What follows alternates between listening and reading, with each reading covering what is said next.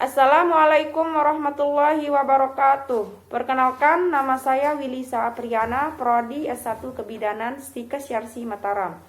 Di sini saya akan menjelaskan tentang perubahan psikologis pada ibu bersalin kala 1 dan 2. Bismillahirrahmanirrahim. Assalamualaikum Ibu. Waalaikumsalam.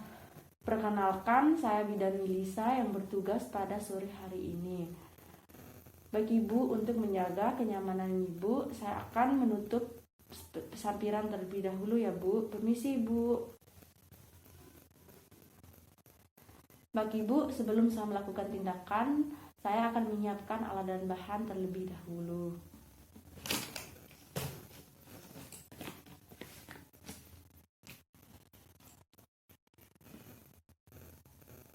Bagi Ibu, di sini saya akan menjelaskan tentang perubahan psikologis pada ibu bersalin kala 1 dan 2. Jika Ibu sudah menyetujuinya, Ibu bisa langsung tanda tangan di sini ya Bu. Silakan Ibu.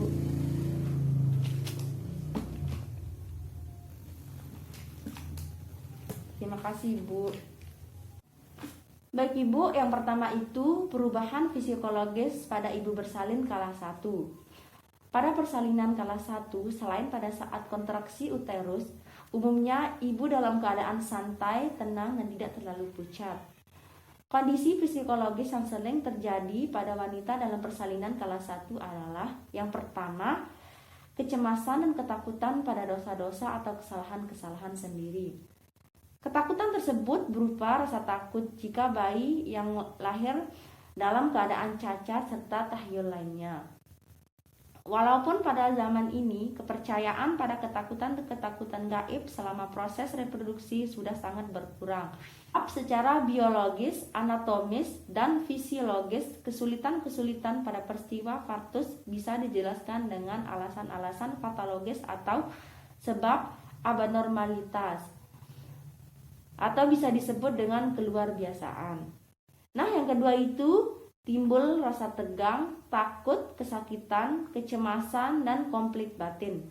Hal ini disebabkan oleh semakin membesarnya janin dalam kandungan yang dapat mengakibatkan calon ibu mudah capek, tidak nyaman badan, dan tidak bisa tidur nyenyak, sering kesulitan bernafas, dan macam-macam beban jasmani lainnya di waktu kehamilannya. Yang ketiga itu sering timbul rasa jengkel, tidak nyaman, dan selalu kegerahan serta tidak sabaran, sehingga harmoni antara ibu dan janin yang dikandungannya menjadi terganggu. Ini disebabkan karena kepala bayi sudah memasuki panggul dan timbulnya kontraksi psikologis selama berbulan-bulan. Psikologis selama bulan-bulan itu kini dirasakan sebagai beban yang amat berat. Nah, yang keempat itu ketakutan menghadapi kesulitan dan risiko bahaya melahirkan bayi yang merupakan hambatan dalam proses persalinan. A. Adanya rasa takut dan gelisah terjadi dalam waktu singkat dan tanpa sebab. C. Takut mati atau merasa tidak dapat tertolong saat persalinan. D. Muka pucat, pandangan liar, pernafasan pendek, cepat. Yang kelima, adanya harapan-harapan mengenai jenis kelamin bayi yang akan dilahirkan. Relasi ibu dengan calon anaknya terpecah sehingga popularitas aku, kamu, aku sebagai pribadi ibu dan kamu sebagai bayi menjadi semakin jelas. Timbullah dualitas perasaan, yaitu A. Harapan cinta kasih, B. Impuls bermusuhan dan kebencian. Yang keenam itu sikap permusuhan terhadap bayinya.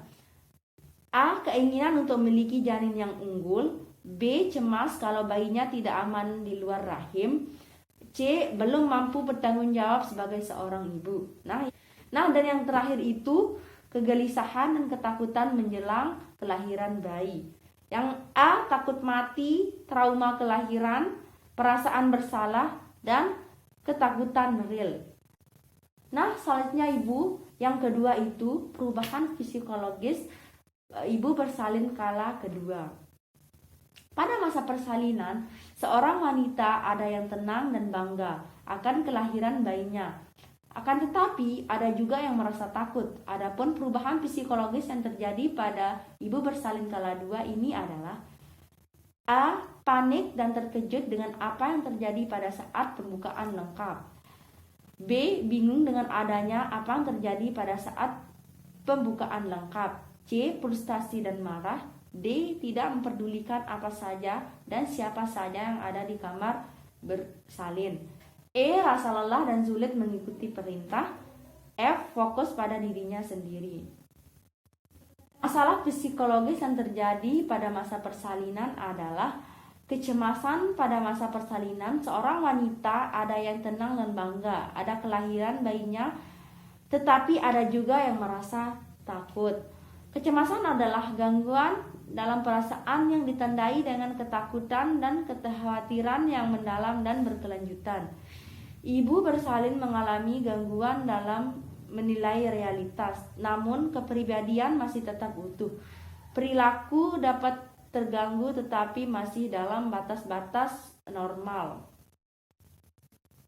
Darah akan tercurahkan terutama ke jantung. Kecemasan berbeda dengan rasa takut. Cemas adalah respon emosi tanpa objek yang spesifik yang secara subjektif dalam dan dikomunikasikan interpersonal secara langsung. Kecemasan dapat diekspresikan melalui respon fisiologis dan psikologis. Secara fisiologis, respon tubuh terhadap kecemasan adalah dengan mengaktifkan sistem saraf otonom atau simpatis dan parasimpatis. Sistem saraf simpatis akan mengaktifasi proses tubuh, sedangkan sistem saraf parasimpatis akan menimbulkan respon tubuh. Bila konteks otak menerima rangsang, maka rangsangan akan dikirim melalui saraf simpatis adrenal yang ke kelenjar adrenal yang akan melepaskan adrenal atau epinefrin. Sehingga efeknya antara lain napas menjadi lebih dalam, nadi meningkat, dan tekanan darah meningkat, susunan saraf dan otak. Dengan peningkatan glikogonelisis, maka gula darah akan meningkat. Secara psikologis, kecemasan akan mempengaruhi koordinasi atau gerak refleks, kesulitan mendengar atau mengganggu hubungan dengan orang lain. Kecemasan dapat membuat individu menarik diri kecemasan akan menarik individu. Kecemasan dapat membuat individu menarik diri dari menurunkan keterlibatan orang lain. Secara umum, kecemasan dipengaruhi oleh beberapa gejala yang mirip dengan orang yang mengalami stres. Stres didominasi oleh gejala fisik, sedangkan kecemasan didominasi oleh gejala psikis. Adapun gejala-gejala orang yang mengalami kecemasan adalah sebagai berikut. A. Ketegangan motorik atau alat gerak seperti gemetar, tegang, nyeri, otot, letih, tidak dapat santai, gelisah, tidak dapat diam, kening berkerut, dan mudah kaget. B.